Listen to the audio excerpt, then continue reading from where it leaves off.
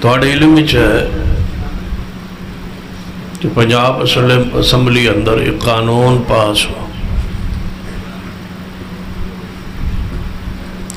کہ ہر مسلمان پہ لازم ہوئے گا سرکاری غیر سرکاری کوئی بھی تحریر لکھی جائے، خط لکھیا جائے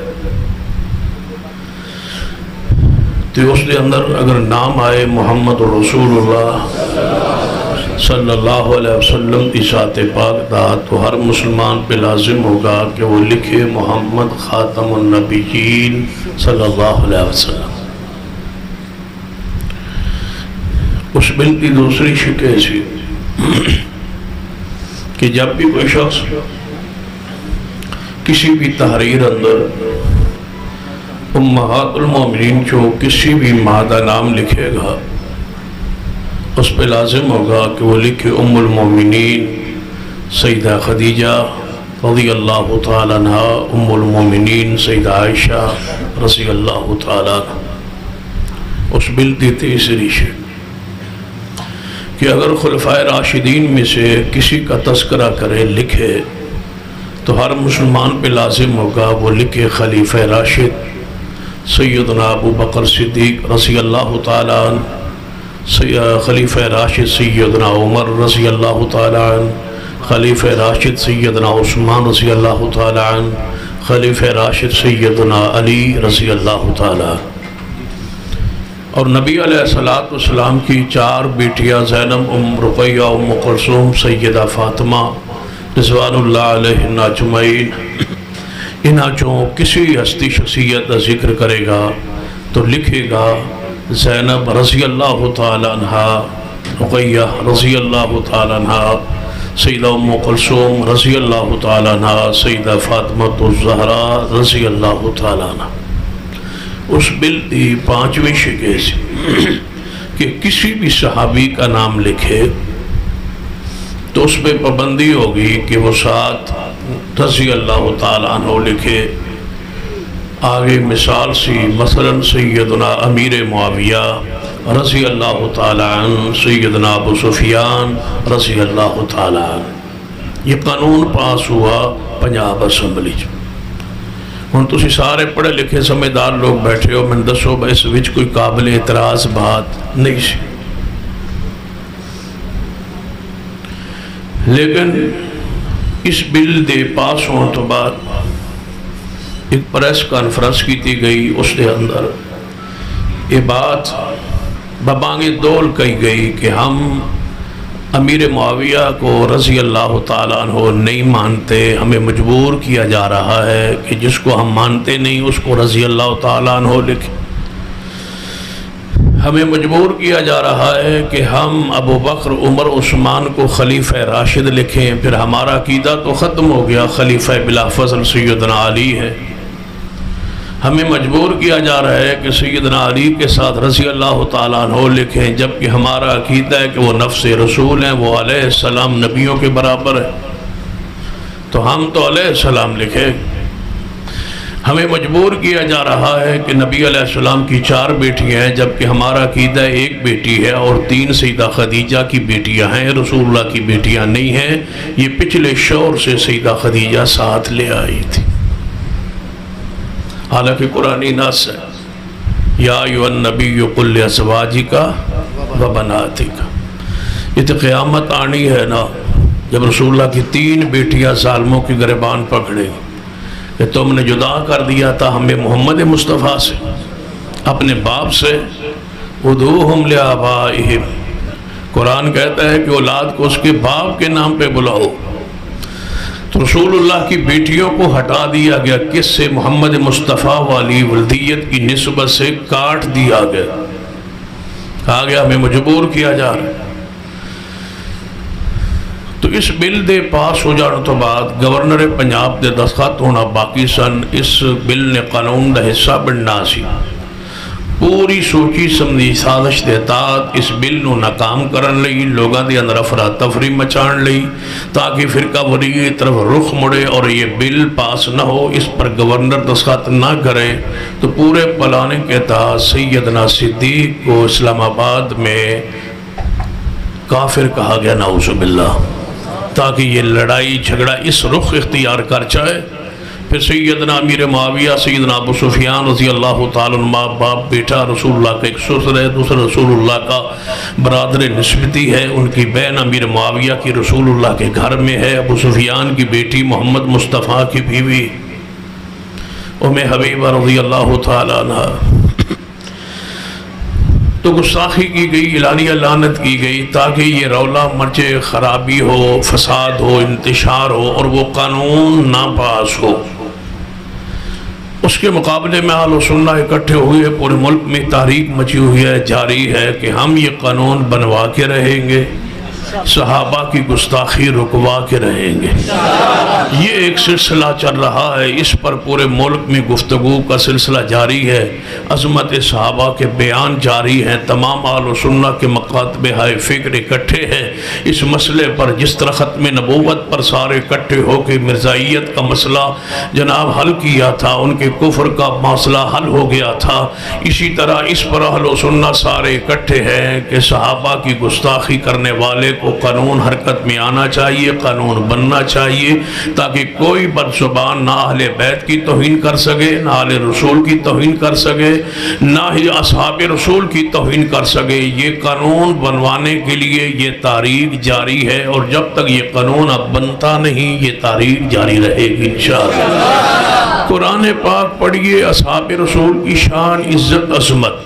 اصل دے اندر جدوں اسی حدیث چو پڑھنے نہ بخاری چو، مسلم چو، ابو داؤد، نسائی، ترمذی، ابن ماجہ چو، اس ساری حدیث جدوں انہاں دے سامنے رکھنے ہو کہندے نے ساڑھے نزدیک یہ بھی کلپ موجود ہے پورے میڈیا، سوشل میڈیا پر، کہ ہم بخاری کو مانتے ہی نہیں، مسلم کو مانتے ہی نہیں، سیاستہ کو مانتے ہی نہیں۔ ان ساری کتابوں میں نعوذ باللہ اللہ اور اس کے رسول کی گستاخیوں سے یہ بھری ہوئی ہے، ہم اس کتابوں کو مانتے ہی نہیں۔ جو ان کو مانتا نہیں وہ دلیل کیا مانے گا؟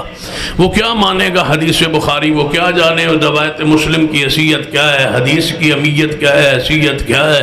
اس کے نزدیک تو روایت ہی وہ مسلم ہے جو چند مخصوص اصحاب رسول یا آل رسول سے لی گئی ہے۔ آل رسول میں سب سے نہیں، صرف سیدنا علی اور سیدہ فاطمہ اور سیدنا حسنین کریمین سے، باقی تو سارے صحابہ کی روایات وہاں سے لینے کے لیے وہ تیار ہی نہیں ہے۔ تو قرآن پاک کو ظاہری طور پر تو کہتے ہیں کہ ہم قرآن پاک کو مانتے ہیں، اگرچہ شعبہ حفظ تو پورے ملک میں کوئی نہیں،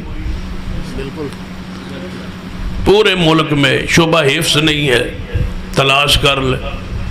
تمام اہل سنہ مکاتب فکر جتنے بھی ہیں سب کی شعبہ حفظ موجود ہے۔ تو اسے حیران ہو گئے۔ سرگودا میں ایک تاریخی بہت بڑی درسگاہ ہے اسی فرقے کی، وہاں ناظرہ قرآن پڑھانے کے لیے بھی سنی قاری کو رکھا ہوا ہے۔ ناظرہ قرآن پاک پڑھانے کے لیے ڈویژن کی سطح پر درسگاہ ہے، ناظرہ قرآن پڑھانے کے لیے بھی کوئی قاری نہیں ہے، وہ بھی دوسرے مسلک کا رکھا ہوا ہے کہ آپ آئیں پڑھائیں، اپنے مسلک پہ قائم رہیں، لیکن ہم میں قرآن پڑھانے والا کوئی نہیں۔ یہ حالت، یہ کیفیت ہے۔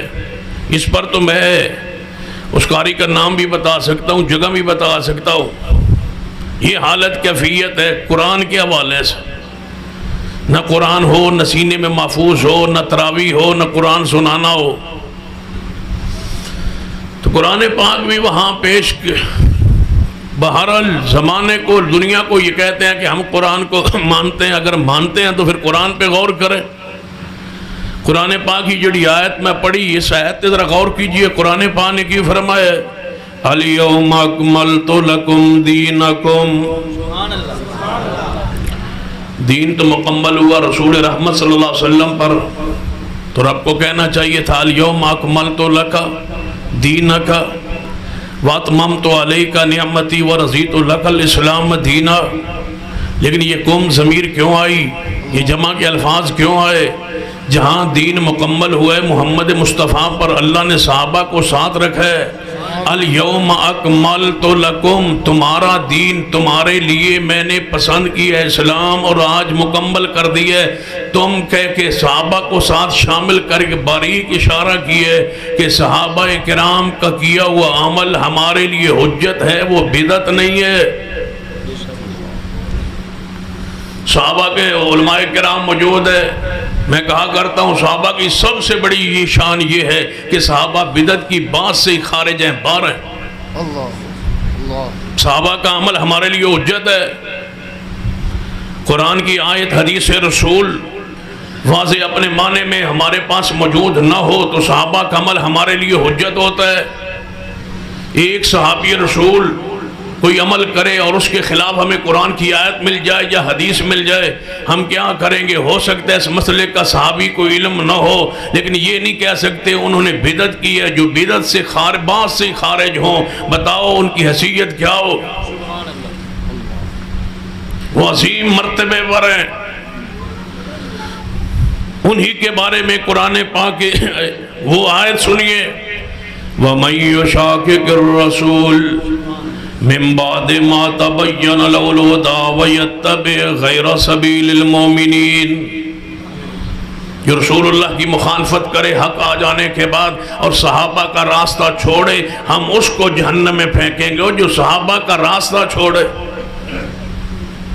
ان کے راستے کو چھوڑ کسی اور راہ کی پیروی کرے، پیغمبر کی حدیث کیا ہے؟ فرمایا میرے صحابہ، میری امت کے 73 فرقے بن جائیں گے، 72 جہنم میں جائیں گے، ایک جماعت جنت میں جائے گی۔ یا رسول اللہ وہ کون سی؟ ما انا علیہ و صحابی، اپنے ساتھ صحابہ کو جوڑا ہے رسول رحمت صلی اللہ علیہ وسلم کہ جس چیز پر میں اور میرے صحابہ ہوں گے وہ جنت میں جائے گا جو اس عقیدے پر ہو۔ یہ دفاع صحابہ ہے۔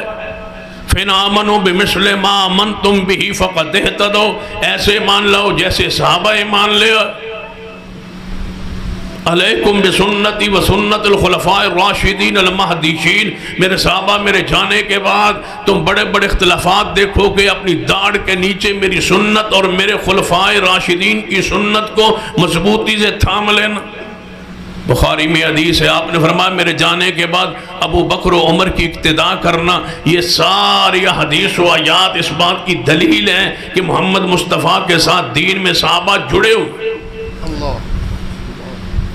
جن صحابہ کرام کی خطائیں بیان کی جاتی ان کے بارے میں مختصر جملہ سن لے۔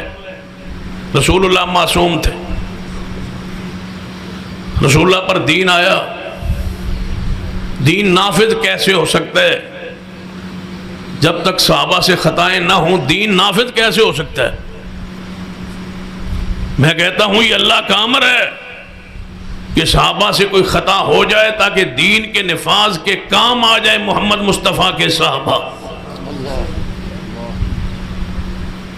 رسول اللہ معصوم تھے، صحابہ معصوم ہوتے، نہ کوئی خطا کرتا نہ کوئی گناہ کرتا۔ رسول اللہ دنیا سے گزر جاتے، صحابہ گزر جاتے، دنیا کہتی یہ اسلام ہے، یہ نافذ ہی نہیں ہو سکتا کسی پر۔ صحابہ کے زمانے میں نافذ نہیں ہوا، نہ چور کے ہاتھ کاٹے، نہ زانی پر حد لگی، نہ کوڑے لگے، نہ شراب پر کوئی حد لگی، اس لیے کہ وہ معصوم تھے۔ یہ معصوموں کے لیے غیر معصوم اس عمل، اس قرآن پر حدیث پر عمل ہی نہیں کر سکتا۔ جب رسول اللہ کے زمانے میں نہیں ہوا تو ہم کیسے کریں؟ اللہ نے ایسی خطائیں کروائیں بعض صحابہ سے تاکہ محمد مصطفیٰ کا دین صحابہ کے ذریعے قیامت تک کے لیے نافذ ہو جائے۔ وہ اللہ کا امر ہے۔ تم ان خطاؤں جن کو اللہ تعالیٰ نے دین کی تنفیذ کے لیے ذریعہ بنایا تھا، تم نے ان خطاؤں کو بنا کے مذہب بنا بیٹھے ہو۔ پھر ان صحابہ کرام سے جن سے خطائیں ہوئی ان کو پڑھ لیں۔ کیا وہ آپ نے بارہا علماء سے حدیث نہیں سنی کہ صحابیہ سے گناہ ہوا تھا، بدکاری ہوئی تھی، آئی تھی یا رسول اللہ صلی اللہ علیہ وسلم مجھے پاک کیج؟ کون لایا تھا؟ کوئی پولیس لائی تھی؟ نہیں۔ کسی نے دیکھا تھا؟ نہیں۔ صحابی کا گناہ حجت نہیں ہے، صحابی کا اس خطا کے بعد چل کے آنا ہمارے لیے حجت ہے۔ یہ چل کے آئی، یا رسول اللہ مجھ سے گناہ ہو گیا، فرما بچہ پیدا ہو لینے دے۔ پھر آئی، یا رسول اللہ پیدا ہو گیا، فرما دودھ پلا لے۔ کوئی جیل میں بند نہیں کیا، جیل ان کے لیے ہوتی ہے جن کے دل میں اللہ کا ڈر نہ ہو۔ خود آئی ہے عورت، پھر چل کے یا رسول اللہ یہ روٹی کا ٹکڑا میرا بچہ کھا رہا ہے، مجھے دودھ کی ضرورت نہیں ہے، خارجی خوراک کھانے لگ گیا ہے، اس پر مجھ پر جو سزا ہے لاگو کرو۔ نبی علیہ الصلوۃ والسلام نے فرمایا میرے صحابہ لے جاؤ، شبہ کے رجم کرو، رجم کرنے لگے۔ پتھر مارے سیدنا خالد تھے یا سیدنا عمر تھے، دونوں میں سے ایک صحابی تھے، راوی کو شک ہے دونوں میں سے کون تھا جو پتھر مارے، خون کا چھیٹا عورت کا نکلا فوارہ اور ان کے کپڑے پہ آ پڑا۔ سیدنا خالد یا سیدنا عمر فرمانے لگے کہ ایسی عورت ہے جس کے خون کے چھیٹے مجھ پر آ کے پڑے، یہ گندا خون، اس عورت نے بدکاری کی، جس کا خون مجھ پہ آ پڑا ہے۔ رسول اللہ سن گئے، رسول اللہ نے برا نہیں کہنے دیا سیدنا عمر کو، تم کون ہو، تمہاری حیثیت کیا ہے؟ رسول اللہ نے فرمایا عمر خالد۔ جی یا رسول اللہ۔ فرمایا جانتے ہو اس کی توبہ، کس کو برا کہہ رہے ہو، اس کو برا کہہ رہے ہو؟ جس سے گناہ ہو گیا رسول اللہ نے اس کو برا نہیں کہنے دیا، تم نے اس کو برا کہا جس صدیق نے کہا تھا کہ ہم نے زمانہ جاہلیت میں بھی کبھی زنا نہیں کیا۔ پڑھ لو صدیق کو، جب سیدہ عائشہ گئی تھی نا نبی علیہ السلام سے اجازت لے کے، جب بہتان لگا تھا تو رو رہی تھی، صدیق مکان کے چھت پہ قرآن پڑھ رہے، اوپر سے جھانک کے پوچھا اپنی بیوی ام رومان سے کون ہے رونے والا؟ فرمایا عائشہ ہے۔ کیوں رو رہی؟ فرمایا وہ اس بات جو ان کے بارے میں مشہور ہے، اس بات کا پتہ چل گیا، سیدہ عائشہ کو رو رہی، پوچھنے آئی ہے اور رو رہی۔ کیا فرمایا تھا صدیق نے؟ اللہ کی قسم کلیجہ پھٹ جائے صدیق کے الفاظ سن کے۔ صدیق نے وہی مکان کے چھت پہ کہا تھا اللہ ان کو غارت کرے، تباہ کرے، منافقین کو، ہم نے تو کفر میں بھی گئے، جاہلیت میں بھی کبھی زنا نہیں کیا تھا۔ یہ الزام لگانے لگے ہیں ہم پر۔ صحابہ کی ایک حیثیت ہے اسلام میں، ایک مقام ہے، ایک اصول ہے، ضابطہ ہے۔ اپنے باپوں کے گناہوں کو چھپاتے ہو، غلطیوں کو چھپاتے ہو، اور 1400 سال جو روحانی امام ہے ان کی خطاؤں کو اچھالتے ہو۔ چھوٹا سا بچہ فطرت پر ہو، گھر میں ماں باپ کی لڑائی ہو جائے، جا کے سکول میں وہ نہیں بتلاتا، راستے میں کوئی جھگڑا دیکھے تو جا کے دوستوں کو بتاتا ہے، ماں باپ کی لڑائی کیوں نہیں بتاتا؟ بچے کی فطرت میں داخل ہے کہ ماں باپ کی لڑائی نہیں بتلاتے۔ جانتے نہیں ہو صحابہ ہمارے روحانی باپ ہیں، ان کے جھگڑوں کو اچھالتے ہو 1400 سال بعد، جن کو رب نے معاف کر دی ہے۔ پڑھو امام ابن تیمیہ رحمت اللہ علیہ فرمایا کرتے تھے یہودیوں سے پوچھ لو تمہارے مذہب کے بہترین لوگ کون ہیں، یہودی بھی کہیں گے ہمارے مذہب کے بہترین لوگ موسیٰ علیہ السلام کے صحابہ ہیں۔ عیسائیوں سے پوچھو تمہارے مذہب کے بہترین لوگ کون ہیں، کہیں گے عیسیٰ ابن مریم کے حواری ہیں۔ فرمایا کتنا بدبخت گروہ ہے یہ رفض کا، جن سے پوچھو تمہارے مذہب اسلام میں سب سے برے لوگ کون ہیں، تو یہ بدبخت کہیں گے مصطفیٰ کے صحابہ۔ یہودی کہتے ہیں ہمارے مذہب کے بہترین لوگ اپنے موسیٰ علیہ السلام کے ساتھی ہیں۔ عیسائی کہتے ہیں ہمارے مذہب کے خیار جو ہیں وہ عیسیٰ ابن مریم کے حواری ہیں، اور یہ کہتے ہیں ہمارے نبی کے۔ اور میں کہا کرتا ہوں مزہ نہیں آ گیا تمہیں کلمہ پڑھنے کا؟ کس نبی کا تم نے کلمہ پڑھا ہے؟ جس نبی کے ساتھی ٹھیک نہیں، جس نبی کی جماعت ٹھیک نہیں، جس نبی کی بیویاں ٹھیک نہیں، جس نبی کی بیٹیاں اصلی نہیں، جس نبی کے سسرال ٹھیک نہیں، وہ ہے تمہارا نبی جس کا کوئی رشتہ دار کوئی جماعتی ٹھیک نہیں۔ ہمارا وہ نبی ہے جس نے مٹی پر بھی قدم رکھا ہے، وہ مٹی بھی ہمارے لیے قابل احترام ہے۔ نہ سسرال چھوڑا تم نے رسول اللہ، 3 سسروں کو گالیاں دیتے ہو، صدیق سسر ہے، ابو سفیان سسر ہے، سیدنا عمر سسر ہے، 3 سسرے رسول کو گالیاں، 3 جناب، بیٹیوں کی توہین، اصحاب کی بھی توہین۔ مزہ آ گیا کلمہ پڑھنے کا؟ جس مولوی دی بیوی ٹھیک نہ ہو دے پیچھے نماز کوئی نہیں پڑھتا، رسول کے ازواج ٹھیک نہ ہوتی زمانہ میرے محمد کا کلمہ پڑھتا، وہ لباس رسول ہے۔ کب تک ہم برداشت کریں؟ ہمارے لیے کوئی راستے کا تعین کرو، ہم کیا کریں؟ ہمیں بھی کوئی سمجھایا جائے کہ تم زبان بند رکھو۔ بھائی بند رکھتے ہیں کیا کریں؟ ہمیں نہیں بولتے، ہم خاموش رہتے ہم، لیکن قانون بنائے بغیر اب خاموش نہیں رہا جا سکتا۔ تم صدیق کی حرمت کا قانون بنا دو، ہم تمہارے غلام ہیں، نوکر۔ اور میں کہا کرتا ہوں ساری زندگی کے ہم سے ووٹ لے لو، لیکن صدیق کی حرمت کا قانون بنا دو۔ ہمارا معیار، ہماری محبت، ہمارا پیارا صحابہ رسول ہے۔ یقین کے بارے میں قرآن ہم پڑھتے رہے، لَقَدْ جَاءَكُمْ رَسُولٌ مِّنْ أَنفُسِكُمْ عَزِيزٌ عَلَيْهِ مَا عَنِتُّمْ قرآن کہہ رہا تھا کہ میرا محمد وہ ہے جس کو صحابہ کی تکلیف گوارا نہیں، ہم کیسے گوارا کریں؟ یہ ما عنتم کی مصداق کون تھے؟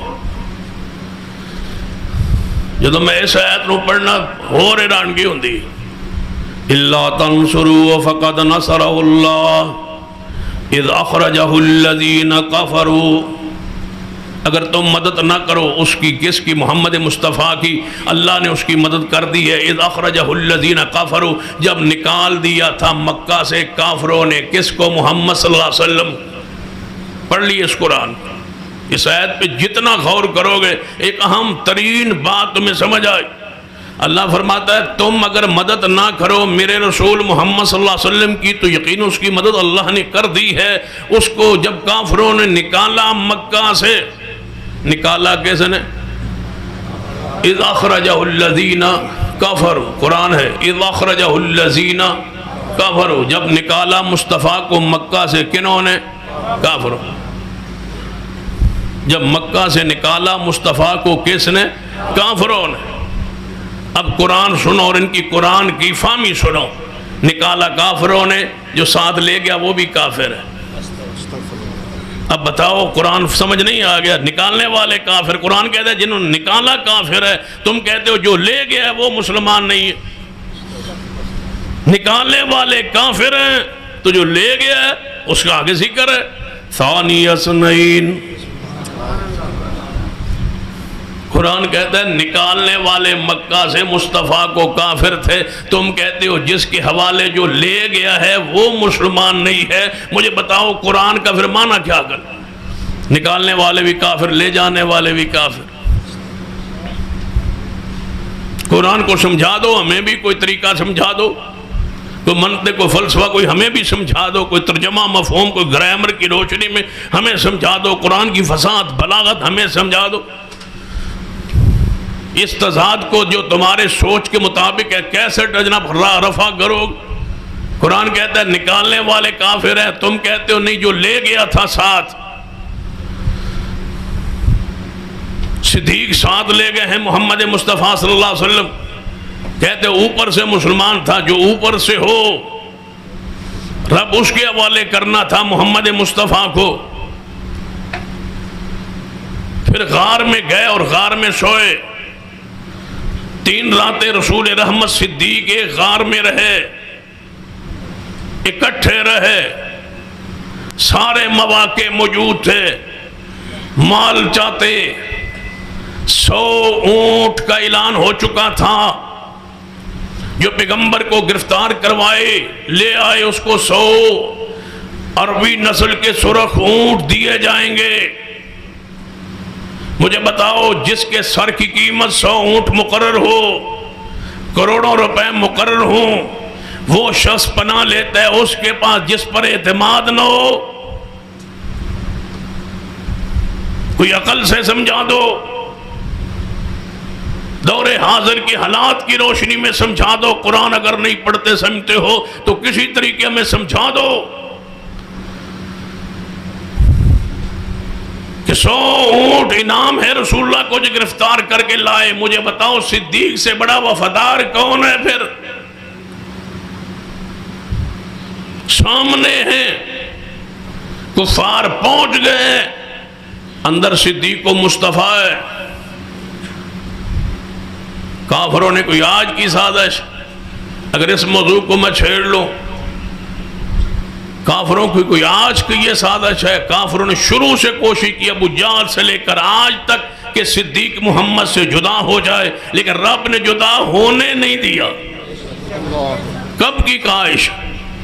حضرت نبی علیہ السلام نبیوں نے اعلان ہی فرمایا، صدیق اللہ کا امر کہ موجود نہیں ہے مکہ میں، رسول اللہ نبیوں نے کا اعلان کر دی۔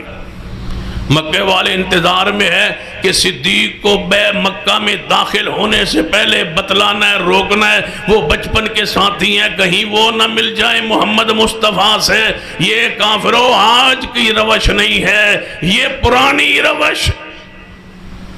باہر نکلے کفار سارے، اے ابو بکر تم آ گئے ہو مال لے کے، وفد لے کے، لشکر لے کے، مال تجارت کا لے کے، تمہارا جو بچپن کا ساتھی ہے محمد صلی اللہ علیہ وسلم انہیں نبیوں نے کا اعلان کر دیا ہے، دعوی نبوت کر دی ہے۔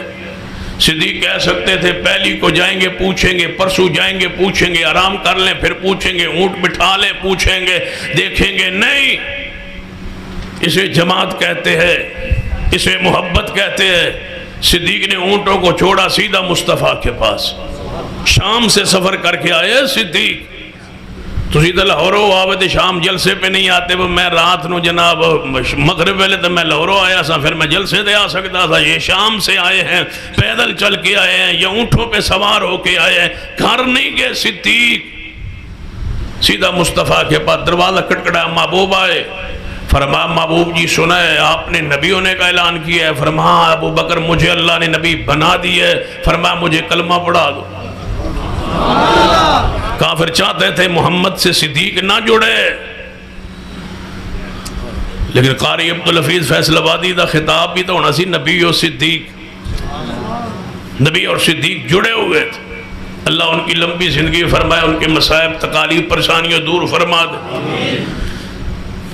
نبی اور صدیق، نبیوت کے ساتھ صدیق جڑا ہوا ہے۔ پڑھو آگے، معراج کی رات مصطفیٰ معراج پہ گئے تھے، واپس آئے تھے، کفار نے سارا کچھ سن لیا تھا۔ کفار کیوں گئے تھے ابو بکر کے پاس؟ علماء کہتے ہیں چلتے چلتے راہ میں اتفاق سے صدیق سے ملاقات، تو اتفاق سے نہیں ہوئی۔ جب رسول رحمت نے معراج کا تذکرہ کیا، کفار نے، ابو جہل نے سنا، کہنے لگے چلو چلتے ہیں صدیق کے پاس، توڑتے ہیں محمد سے صدیق کو۔ میرا سوال ہے، نسینہ عمر کے پاس گئے، نسینہ عثمان کے پاس گئے، نسینہ علی کے پاس گئے، توڑنا چاہتے تھے کافر کس رسول سے؟ صدیق کو۔ ابو بکر ایک سوال پوچھنا ہے، اگر بندہ کوئی دعویٰ کرے راتوں رات میں آسمان پہ گیا، ملک شام گیا، انبیاء سے ملا، رب کی جنت دیکھی، رب سے ہم کلام ہوا، کیا یہ بات ہو سکتی ہے؟ صدیق کہہ سکتے تھے ہو نہیں سکتی، لیکن صدیق سے بڑا عالم مصطفیٰ کی امت میں کوئی نہیں، ایویں نہیں خلیفہ بلا فاصل بنے۔ صدیق میں وہ اوصاف ہیں، ایمان صدیق جتنا کسی میں نہیں ہے، علم جتنا صدیق میں ہے کسی میں نہیں ہے، جتنا انفاق فی سبیل اللہ کی راہ میں مال صدیق نے خرچ کیا ہے کسی نے نہیں کیا۔ آدم علیہ السلام کو جنت سے روک کے اندر ایک پھل سے رب نے روکا تھا، آدم علیہ السلام نے کھا لیا، جنت سے باہر آئے، کلمات رب نے سکھائے، توبہ قبول کی۔ ہمارے نزدیک آدم علیہ السلام معصوم، گناہوں سے پاک ہے۔ ہم کہتے ہیں قرآن میں یہ لکھا ہوا ہے کہ انہوں نے پھل کھا لیا، ہم کہتے ہیں دوسری آیت میں موجود ہے کہ وہ بھول گئے تھے۔ آدم علیہ السلام کو ایک پھل سے روکا گیا، وہ کھا لیا، لیکن ہم نے کہا وہ معصوم ہے اس لیے کہ وہ نبی ہے۔ تو کیا ہم نہیں کہہ سکتے صدیق مغفور ہے اس لیے کہ وہ محمد کے صحابی ہے؟ کوئی خطا ہو گئی ہے تو ٹھیک ہے۔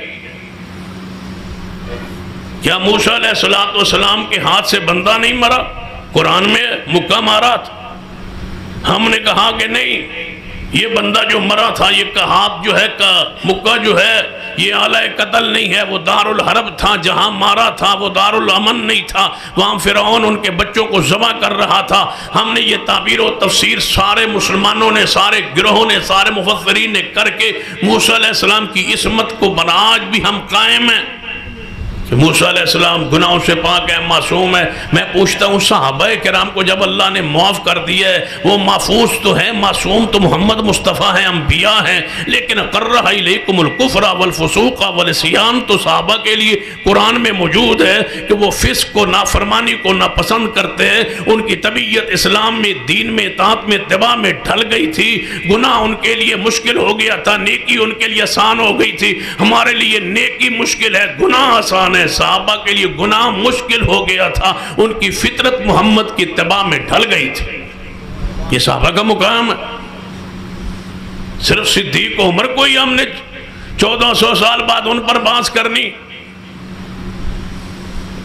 اچھا موسیٰ علیہ السلام، ہارون علیہ السلام آپس میں الجھے، لڑے۔ موسیٰ علیہ السلام نے داڑھی پکڑی کس کی؟ ہارون علیہ السلام کی۔ قرآن میں واقعہ موجود ہے۔ دونوں میں سے کسی ایک کی توہین کریں تو کفر نہیں ہے، دونوں نبی ہیں، دونوں پیارے ہیں۔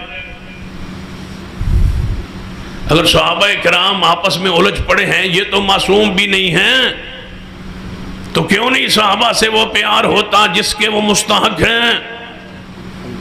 صحابہ کرام کو معاف کیجئے۔ جب میں یہ حدیث پڑھتا ہوں نا، اللہ اللہ فی اصحابی، اس وقت میں تڑپتا ہوں۔ رسول اللہ نے اس حدیث کو بیان کرنے کا معنی کیا تھا؟ اللہ اللہ فی اصحابی، اللہ اللہ فی اصحابی، اللہ اللہ فی اصحابی۔ اس کا معنی آسان ہے، مفہوم جو بیان کرنا چاہتا ہوں وہ یہ ہے کہ ساری امت، تصور میں لائیں ذرا، خیالات کی دنیا میں جائیں، تصورات کی دنیا میں جائیں، ساری امت رسول اللہ کی پہلے سے لے کر آخر تک ساری ایک میدان میں کھڑی ہے۔ تصور میں لائیں ساری امت اس طرح کھڑی ہے اور رسول اللہ سامنے کھڑے ہیں، پوری امت کے سامنے تشریف فرمائے، ساری امت بیٹھی ہے، حضور ادھر تشریف فرمائے، کہتے ہیں اللہ اللہ فی اصحابی، میرے صحابہ، میری امت کے لوگوں، میں تجھے اللہ کا واسطہ ڈالتا ہوں، میرے صحابہ کو کچھ نہ کہنا۔ اس کے بعد بھی کوئی گنجائش رہ گئی، رسول اللہ فرماتے ہیں میں اللہ کا واسطہ دیتا ہوں، اللہ سے ڈراتا ہوں تمہیں، میرے صحابہ کو کچھ نہ کہنا، ان کو چھوڑ دینا میری وجہ سے۔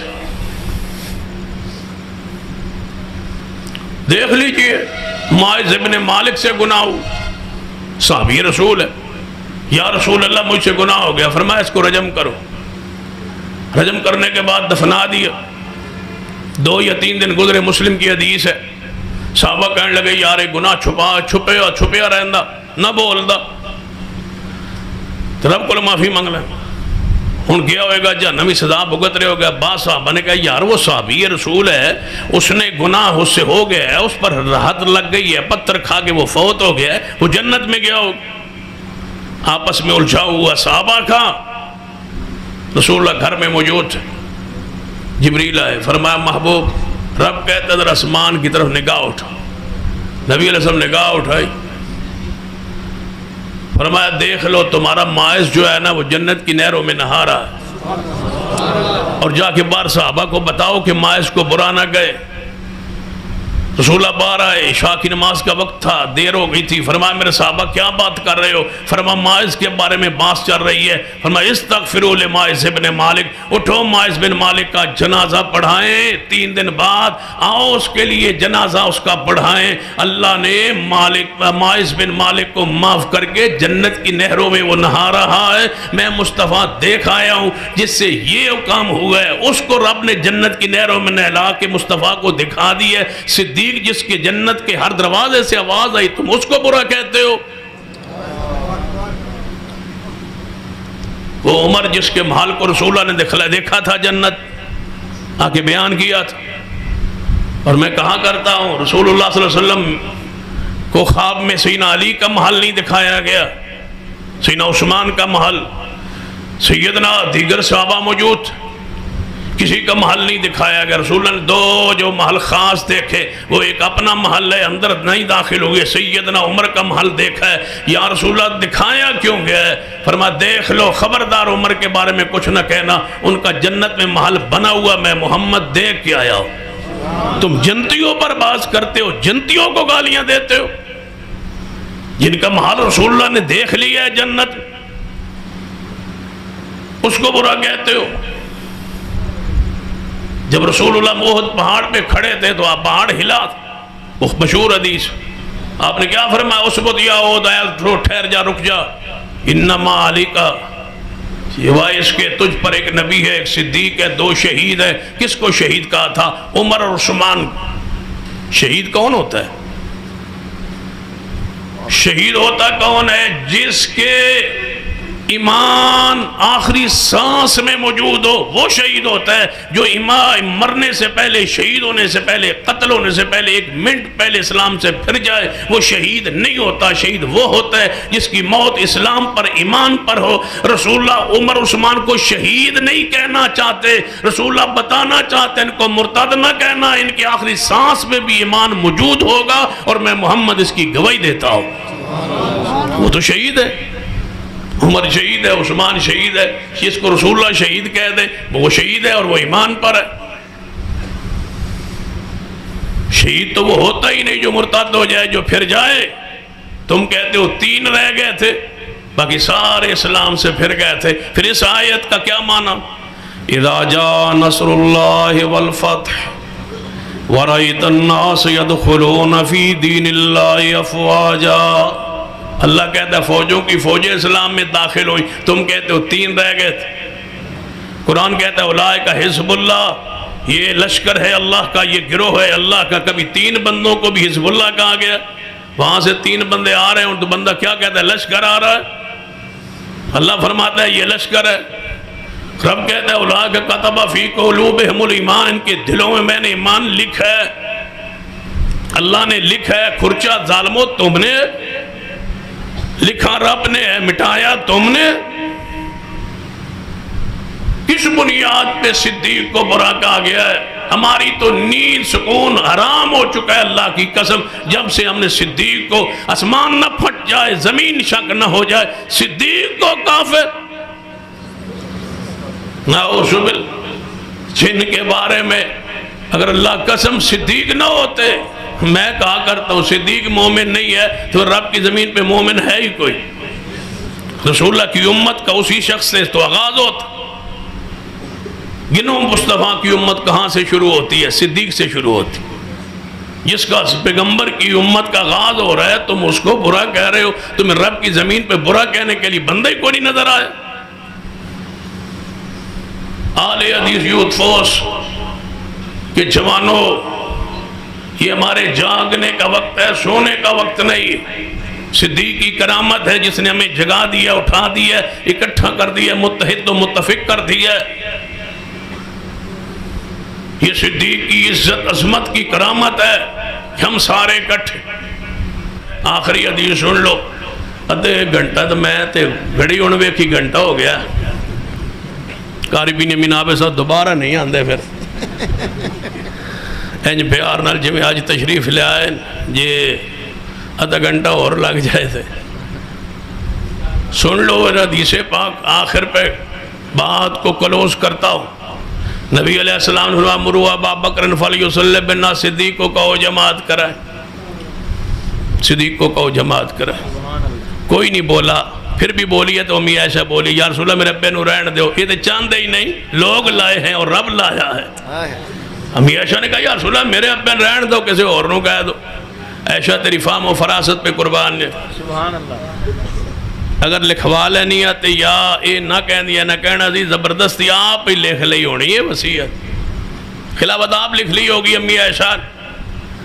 امی عائشہ نے فرمایا یا رسول اللہ رہنے دے، کسی اور کو کہہ دے، میرا باپ رقیق القلب ہے، آپ کے مسلح پہ کھڑے نہیں ہو سکیں گے۔ فرمایا کیوں تکرار کرتی ہو، سوائے یوسف کی طرح کیوں تکرار کرتی ہو؟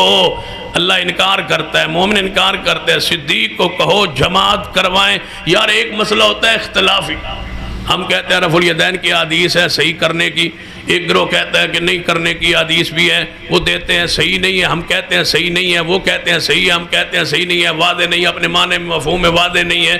اس طرح کا اختلاف ہے، ہم کہتے ہیں یہ حدیث ہے، وہ کہتے ہیں یہ حدیث ہے۔ ہم اگر کہیں کہ مروا ابا بکر فلیصلی بالناس یہ بخاری میں ہے، وہ کہیں کہ نہیں نہیں یہ تمہاری بخاری میں، ہماری کتاب میں لکھا مرو علی فلیصلی بالناس، علی کو کہو جماعت کریں، یہ ہماری کتاب ہے، تمہاری کتاب یہ ہے، ہماری کتاب یہ ہے، تم علی کا ہماری کتاب میں علی ہے، تمہاری کتاب میں صدیق ہے، ہماری کتاب ٹھیک ہے، تمہاری کتاب غلط ہے۔ یہ رولہ ہی نہیں، یہ جھگڑا ہی نہیں۔ زمانے کی ہر کتاب ایک ہی بات کہتی ہے، مرو ابا بکر صدیق کو کہو جماعت کرائے۔ کوئی اس کے خلاف کوئی ایک جملہ بھی ثابت نہیں ہے۔ ایک اور بات ساتھ سے ساتھ بتا دوں، نبی علیہ السلام 23 سال بعثیت نبوت آپ نے وقت گزارا ہے۔ 40 سال جب تھے تو نبوت کا اعلان فرمایا، 63 سال کی عمر کو دنیا سے تشریف لے گئے۔ 23 سالوں میں مصلی رسول پہ ایک جماعت کروائی ہو شیر خدا سیدنا علی نے، تو ایک مجھے حدیث پیش کر دو۔ ایک حدیث نہیں ہے۔ نبی علیہ السلام نے کبھی شیر خدا کو اپنے مصلی پہ کھڑا نہیں کیا تاکہ امت کو پتہ چل جائے کہ اس مصلی کا وارث مصطفیٰ کے بعد صدیق ہے۔ جب رسول اللہ دنیا سے گئے تو سیدنا علی کی عمر 27 سال تھی، اور بعض میں ہے کہ 33 سال تھی۔ اگر 10 سال کے تھے تو 33 سال عمر تھی. اگر 33 سالہ میں وہ خلافت کے منصب پہ آ جاتے, رسول اللہ 40 سال نبوت کے منصب پہ آئے, زمانہ کہتا سیدنا علی عقل و فراست میں پیغمبر سے بڑھ کر ہو گئے, کیونکہ وہ 33 سال خلیفہ بنے اور پیغمبر 40 سال بعد نبوت کے مقام پر آئے. اللہ خود یہ چاہتا تھا کہ علی اس عمر میں آ جائے جس عمر میں ذمہ داری سنبھالنے کی وہ صلاحیت جو رب چاہتا ہے, رب کے ہاں مطلوب ہے, وہ پوری ہو. صدیق کی عمر پوری ہو چکی تھی, عمر کی پوری ہو چکی تھی, عثمان کی عمر پوری ہوتی گئی. جب یہ 40 سال پر پہنچے تو اللہ نے علی کو خلافت عطا فرما دی. اس میں کیا گال ہے؟ اور یہ پاکستان کی حکومت نہیں ہے 5 سال بعد بندہ بدل جائے, علی بن جاتے سارے رہ جاتے, صدیق فوت ہو جاتے, سیدنا عمر فوت ہو جاتے, سیدنا عثمان شہید ہو جاتے, تینوں شخصیات دنیا سے چلی جاتی. تو وہ حدیث کہاں جاتی کہ عثمان تجھے اللہ خلافت دے گا اور لوگ تجھے چھڑائیں گے تو آپ نے چھوڑنی نہیں, وہ حدیث کہاں گے؟ وہ حدیث تو نعوذ باللہ اس کی پھر حیثیت کیا رہ جائے. وعد اللہ الذین آمنوا منکم وعملوا الصالحات لیستخلفنہم فی الارض. اس آیت مبارکہ کی حیثیت ہی ختم ہو جاتی ہے جس میں قرآن میں خبر ہے کہ اللہ تمہیں زمین میں صحابہ تمہیں زمین میں اللہ خلافت دے گا. وعد اللہ الذین آمنوا منکم, جو تم میں سے مومن ہے. جب صدیق خلیفہ بن گئے تو صدیق کے ایمان پر مہر ہے, فرمایا اللہ خلافت دے گا تمہیں زمین میں. ایک کو نہیں کہا, منکم کہا ہے, تم میں سے مومنوں کو خلافت دے گا. جس کو خلافت مل گئی اس پر مومن ہونے کی مہر لگ دی گئی کہ میں وعدہ تو مومنوں کے ساتھ. رسول اللہ نے فرمایا مروا ابا بکر فلیصلی بالناس, صدیق کو کہو جماعت کروائیں. صدیق رضی اللہ تیار ہو, ممبر مصلی رسول پہ آئے, جماعت شروع ہو گئی. 3 مرتبہ رسول اللہ نے اٹھنا چاہ نہیں اٹھ پائے. بخاری میں حدیث ہے شدت مرض تھی, آپ نے اٹھنا چاہ, پانی ڈلوایا, وضو کروایا, لیکن نہیں جا سکے. فرمایا مروا ابا بکر فلیصلی بنا, صدیق کو کہو جماعت کرائے. صدیق مصلی پہ جب آ گئے اللہ نے رسول اللہ کو آرام دے دیا. یا اللہ پہلے کیوں نہیں دیا؟ فرمایا اب دیا ہے. جب صدیق مصلی پہ آ چکے, جماعت شروع ہو چکی, رسول اللہ نے آنکھیں مبارک کھولی, دیکھا عباس و علی پاس موجود ہیں. اگر یہاں رسول اللہ بیماری کی تکلیف میں رہتے, علی عباس یہ نماز نہ پڑھتے, صدیق کے پیچھے یہاں بیٹھے رہتے رسول اللہ کی تیمارداری کے لیے. لوگوں نے کہنا تھا ٹھیک ہے پڑھائی ہوگی, عباس تو گئے نہیں, علی تو گئے نہیں. رسول اللہ کو اللہ نے آرام دیا, محبوب اٹھو, جن سے منوانی ہے ان کو تو چھوڑاؤ. فرمایا عباس, علی جی یا رسول اللہ. فرمایا مجھے سہارا دو, مجھے لے چلو مسجد میں. عباس و علی نے اس طرح سہارا دیا. رسول اللہ صلی اللہ علیہ وسلم مسجد کی طرف آئے. امی عائشہ فرماتی ہے لکیر بنتی جا رہی تھی, لیکن صدیق کی امامت منوانا بھی تو ضروری تھی نا. فرمایا اے عباس, علی جی یا رسول اللہ آپ صفوں میں شامل ہو جاؤ, صدیق کے پیچھے شامل ہو جاؤ تاکہ پتہ چلے تم مقتدی ہو, اس امت کا امام صدیق ہے. شامل ہو جاؤ اور صدیق کے پیچھے. ابو بکر کو کھنگورے مارے, صحابہ نے پتہ چلے حضور تشریف لے آئے, انہوں نے کھنگورے مارے. ہو صدیق مصلی تو پیچھے ہٹنا چاہا, پیچھے ہٹنا چاہا. رسول اللہ نے فرمایا مکانک, اے مکانک, اپنی جگہ پہ کھڑے رہے, اپنے مکان پہ کھڑا رہے. یہ نہیں کہا میری جگہ پہ کھڑا رہے, اپنی جگہ پہ کھڑا رہے. کیا معنی یہ اب مصلی میرا نہیں, یہ مکان تیرا ہے, یہ جگہ تیری ہے, یہاں کھڑا رہے. رسول اللہ آگے بائیں طرف بیٹھ گئے. 2 شخصیات ثانی اثنین, تم غار میں کہتے ہو, مصلی پر بھی ثانی اثنین, دونوں مصلی پر ہیں. ایک طرف رسول اللہ صلی اللہ علیہ وسلم, ساتھ صدیق ہے, دونوں مصلی پر. یہاں ہے نبی اور صدیق جڑے ہوئے, ثانی اثنین کا منظر ہے. اذ ہما فی الغار تو قرآن نے پیش کیا ہے, یہ حدیث بخاری ہے. دونوں مصلی پہ کھڑے, رسول رحمت صلی اللہ علیہ وسلم ساتھ آ کے بیٹھے, صدیق کو نماز پڑھے. صدیق نے صحابہ کو نماز پڑھائی. یہ 17 نمازیں حضور کی زندگی میں پڑھاتے رہے. سید خدا نے کبھی نماز رسول اللہ کے مصلی پہ نہیں پڑھائی. یا عبد الرحمن بن عوف نے پڑھائی ہے, یا سیدنا عبداللہ بن ام مکتوم نے پڑھائی ہے. اور ایک حدیث میں ایسا منظر بھی ہے, جب صدیق چلے گئے تھے تبوک, عمر چلے گئے تھے تبوک, عثمان چلے گئے تھے تبوک, پورا مہینے کا سفر، 15 دن جاتے 15 دن آتے، مہینہ وہاں لگنا تھا، مہینہ مدینہ خالی تھا، کبار صحابہ سے رسول اللہ بھی موجود نہیں تھے، رسول اللہ سیدنا علی کو چھوڑ گئے تھے کہ آپ اہل بیت کے معاملات کا خیال رکھنا، میرا لمبا سفر ہے، کب واپسی ہوگی اللہ کے علم میں ہے، لہذا تم اہل بیت کے امور کے لیے گھر رک جاؤ۔ علی رک گئے، اور میرا ایمان ہے جب تبوک پہ سارے چلے گئے تھے، علی سے بہتر انسان مدینے میں کوئی نہیں تھا۔ رسول اللہ چاہیے تھا فرما جاتے علی میں مہینے کے لیے جا رہا ہوں، صدیق میرے ساتھ ہے، عمر ساتھ ہے، عثمان ساتھ ہے، جب تک واپس نہ ہوں جماعت آپ کروانا۔ حضور فرما گئے جب تک میں نہیں آؤں گا عبداللہ بن ام مکتوم نبینہ جماعت کرائے گا، علی ان کے پیچھے نماز پڑھیں گے۔ حکمت بتا دو، تبوک میں نہیں گئے تب بتا دو۔ رسول اللہ مدینہ ایک مہینہ رسول اللہ سے خالی رہا، آپ تبوک کی طرف تھے، صدیق ساتھ تھے، عمر ساتھ تھے، عثمان ساتھ تھے، علی ساتھ نہیں تھے۔ تم وہ حدیث پڑھتے ہو کہ تیری میری وہی مثال جو موسیٰ اور ہارون کی تھی، رسول رحمت کے ساتھ علی نہیں گئے، پیچھے نکلے تھے، حضور نے فرمایا میرے حکم سے تم نہیں آ رہے، رک جاؤ۔ علی رک گئے۔ اس مہینے میں علی سے بہتر انسان تمہارے نزدیک تو کوئی بھی بہتر نہیں ہے، نہ شیر خدا سے، علی مرتضیٰ سے، لیکن ہمارے نزدیک اس وقت علی سے بہتر انسان مدینے میں کوئی نہیں تھا، یہ افضل تھے، باقی سارے صحابہ مفضول تھے۔ رسول اللہ شیر خدا کو کیوں مفضولوں کو پیچھے کھڑا کر گئے؟ اگر یہ مہینہ جماعت کرواتے تو اس حدیث کی حیثیت بطور دلیل ختم ہو جاتی۔ مرو ابا بکر فلیصلی بالناس، کہ تم کہتے ہو 17 نمازیں پڑھائی صدیق نے، علی نے پورا مہینہ نمازیں پڑھائی تھی۔ رب نے علی کو مصلی رسول پہ پیغمبر کی زندگی میں نہیں آنے دیا، حکمت رب جانے یا اس کا رسول جانے، لیکن ہمیں یہ یقین ہو گیا ہے کہ رب مصطفیٰ کے بعد اور سارے نبیوں کے بعد اگر رب کی زمین پہ کوئی بہترین شخصیت ہے تو زمانہ اسے صدیق کہتے ہیں۔ شان صدیق